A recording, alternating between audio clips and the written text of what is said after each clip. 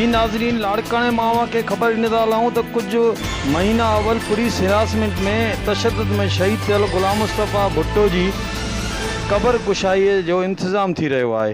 पर अफ़सोस सां इहो चवणो पवंदो त उहो इंतज़ाम त मालिकनि कयो पंहिंजे घरां तरह, पर जजनि जे न अचण जे करे उहो मुलतवी थी वियो। अचो त लाड़कण मां चीफ रिपोर्टर मोहम्मद इकबाल शेख खां ॾिसूं था। जज साहबन जो प्रोग्राम कैंसिल थी वियो आहे क़बर कुशाई जो। अचो त जनाब आफ्ताब कमारे को पुछा कंदासीं हिन बारे में हुनजो छा चवणु आहे। जी जी साईं, जीअं त अॼु धोती गुलाम मुस्तफ़ा जी क़बर कुशाई जो प्रोग्राम थियल हुयो, डेट फिक्स थियल हुई डॉक्टर ऐं जज साहब जी तरफ़ां। उहो सॼो फरियादी आहे, हिननि जा पूरा इंतज़ाम असां पुलिस जा मुकमल बंदोबस्त सॼा थियल हुया। जीअं त उते डॉक्टर साहब जज साहब वटि थर्ड जुडिशल मैजिस्ट्रेट साहब लाड़काणा जन वटि उते आया, असांखे बि घुरायूं। उते डॉक्टर ॿुधायो त पैथोलॉजीअ जो डॉक्टर आहे जय कुमार, जेको सखर खां ईंदो आहे, उहो अचानक न अची सघियो आहे कंहिं वजह जे करे। इन जे करे हीअ डेट मटाए 2 तारीख़ मुक़ररु कंदासीं। इन जे करे अॼोको इहो प्रोग्राम कैंसिल कयो आहे, 2 तारीख़ थियण ते आगाह कयो वेंदो। छा चवणु आहे अॼु क़बर कुशाई थियणी हुनजे बारे में? क़बर कुशाई थी थियण जो जज ऑर्डर ॾिनो, अञा कुझु बि कोन थियो आहे। अॼु वरी चवनि था डॉक्टरनि जी टीम, डॉक्टर बीमार आहे, को अलाए छाजे करे न आयो आहे। अॼु वरी चवनि था कैंसिल आहे। हेॾो ख़र्चु थियल आहे, 20,000 ख़र्चु थियल आहे असांजो।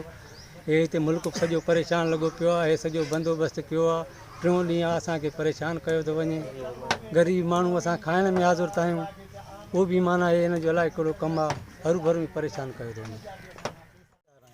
अॼु हुनजी हियरिंग थियणी हिते जेकी क़बर कुशाई असांखे 3-4 ॾींहंनि खां वठी असांखे थाणे ते घुरायो हुयूं त जेको आहे त क़बर कुशाई थी। हुन खां पोइ डॉक्टर खे घुरायो वियो थाणे ते। असांखे हुन पर्ची कढी ॾिनी त बाबा हे दवाऊं वठणियूं। कल्ह ख़ुदि पाण हलियो डॉक्टर शहर मां दवाऊं अचनि, तक़रीबन 10-15 हज़ार जूं दवाऊं हिननि ॿिए ख़र्च खां अलावा जेके कुझु असां हिते खणी आया आहियूं हिते मौजूदु आहिनि, ॿिए डॉक्टर वटि आहिनि। अॼु डॉक्टर चयूं त डॉक्टर जी टीम न आई आहे, सामान उन वटि पियो आहे, ॿियो ख़र्चो कराए अथऊं 25-30 हज़ारनि ताईं अलॻि। उन खां अलावा गिरफ़्तारी बि हिन महिल ते न थी आहे। हाणे हिन वक़्तु जॾहिं गिरफ़्तार कनि पोइ जॾहिं बि क़बर कुशाई थिए भली कराइनि। उहो जेको दवा जो ख़र्चु आहे उहो त तक़रीबन सरकारी थींदो आहे, उहो तव्हां पंहिंजी जेब में पियो आहे। साईं बिल्कुलु, हिकिड़ी सरकारी दवा क्लोरीन ॿुधाइनि पिया, उहा कंहिं बि स्टोर ते न मिलंदी आहे, सिर्फ़ु सरकारी अस्पताल में ई हूंदी आहे, डॉक्टर ॾींदो आहे, उन ते पाबंदी आहे। उन जा बि असांखां हिन पैसा वसूल कया आहिनि अलॻि। कल्ह पाण शहर हलिया, पैसा वरिता अथई, उहे बि पैसा उन वटि आहिनि, सामान बि उन वटि आहे। हिननि असां टके जी बि मदद न आहे कई। हाणे तव्हां छा चवंदव हुकूमत खे? असांजे हुकूमत इहा ई अपील आहे त पहिरियां गिरफ़्तारी थिए, पोइ जहिड़े वक़्तु हे चाहिनि हे जेका क़बर कुशाई कनि। तव्हांजो केस हलंदड़ आहे कोर्ट में? केस अञा न हलियो आहे, जवाबदार गिरफ़्तार न थिया आहिनि। को बि FIR कटियल आहे, उन्हनि खे छॾियो वियो आहे। पहिरियां लाकअप में आहे, जॾहिं FIR कटी वई त उन्हनि खे आज़ादु कयो वियो। उनखां पोइ हिन महिल ते उन्हनि गिरफ़्तारी न कई आहे। जी नाज़रीन, अॼु जीअं त क़बर कुशाई थियणी मरहूम गुलाम मुस्तफ़ा भुट्टे जी, जेके जज साहब आहिनि अचणा हुया, कंहिं सबब जे करे हू न अची सघिया आहिनि।